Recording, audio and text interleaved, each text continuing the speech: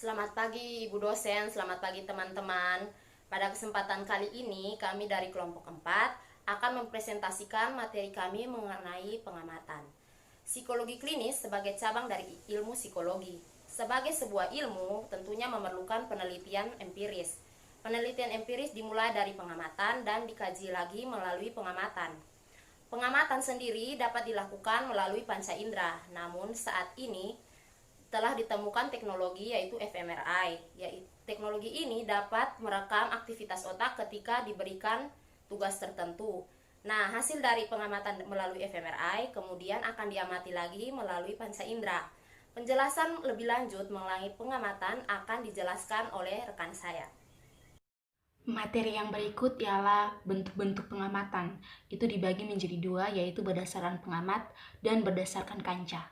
Yang pertama, berdasarkan pengamat dibagi lagi menjadi dua, yaitu yang pertama pengamatan libatan atau participatory. Dalam hal ini, peneliti harus berada dalam lingkungan kondisi subjek.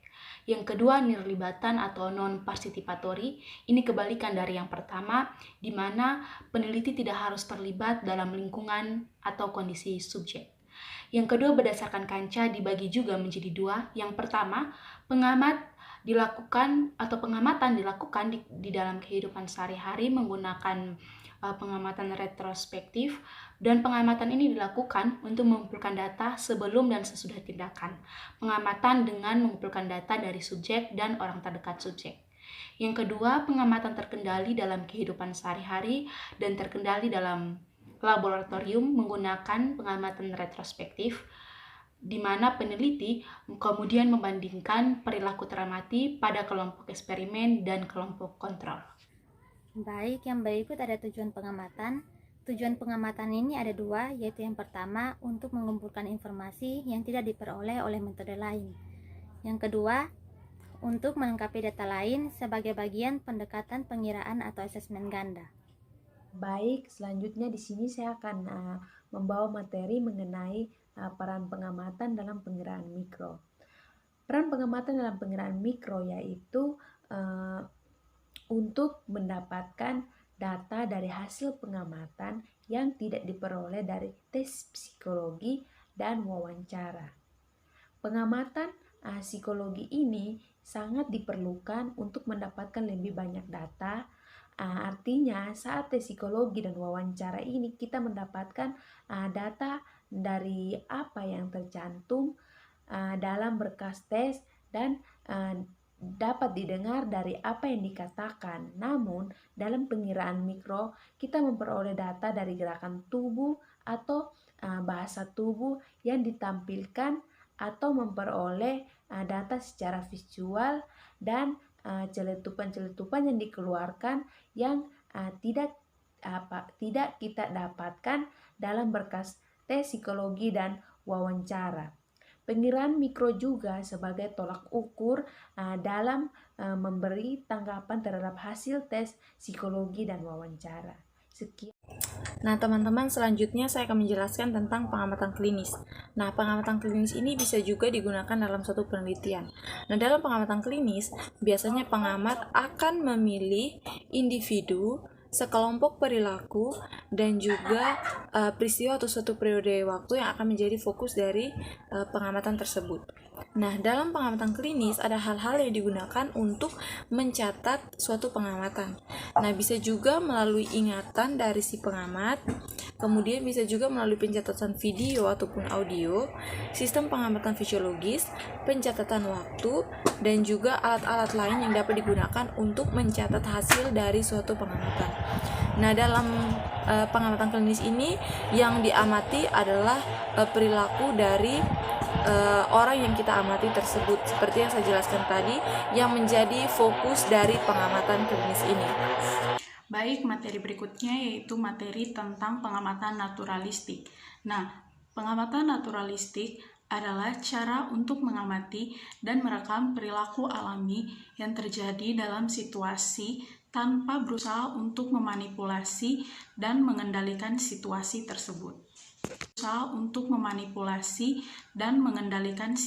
tersebut.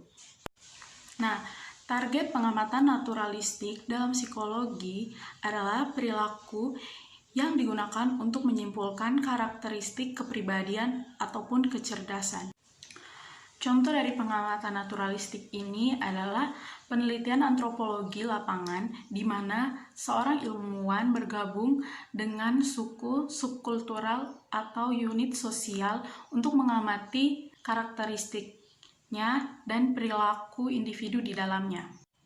Pengamatan biasanya berupa catatan anekdot atau peristiwa khusus dan unik yang dapat digunakan sebagai contoh perilaku sehari-hari masyarakat di mana pengamat terlibat dalam kehidupan dan kegiatan mereka. Nah, kelak catatan-catatan tersebut dijadikan penilaian detail yang disebut etnografi. Baik, saya akan membawakan materi tentang pengamatan terkendali. Penelitian yang menggunakan metode pengamatan terkendali. Penelitian juga tidak terlibat emosi dalam hubungan perasaan dengan sasaran yang diteliti. Namun, dalam pengamatan terkendali, objek yang akan diteliti terlebih dahulu diseleksi dan kondisi atau suasana yang diamati oleh ruang atau tempat kegiatan sasaran yang diamati dapat mungkin dikendali oleh peneliti. Contohnya, peneliti tentang kedua orang yang sedang bermain catur. Dua orang yang bermain catur tersebut pada prinsipnya belum begitu mahir tentang aturan-aturan bermain catur tersebut. Maka sebelum diamati, kedua orang tersebut terlebih dahulu diberi latihan bermain catur, terutama tentang cara dan teknik serta aturan-aturan bermain catur. Setelah itu disuruh bermain catur dalam ruangan yang dikelilingi oleh kaca yang tidak tembus penglihatan dari dalam keluar, namun dari luar tembus penglihatan dari luar ke dalam. Bersamaan dengan itu, masing-masing pemain pada tubuhnya ditempeli alat-alat untuk mencatat frekuensi detak jantung, denyut nadi, temperatur, dan lain-lain. Sementara peneliti berada di luar ruangan tempat bermain catur sambil mencatat, mengamati jalan permainan dan perilaku kedua permainan catur tersebut. Dalam penelitian ini, peneliti tidak mempunyai hubungan dalam bentuk apapun selama pengamatan berlangsung dengan objek yang diamati, yaitu kedua pemain catur tersebut.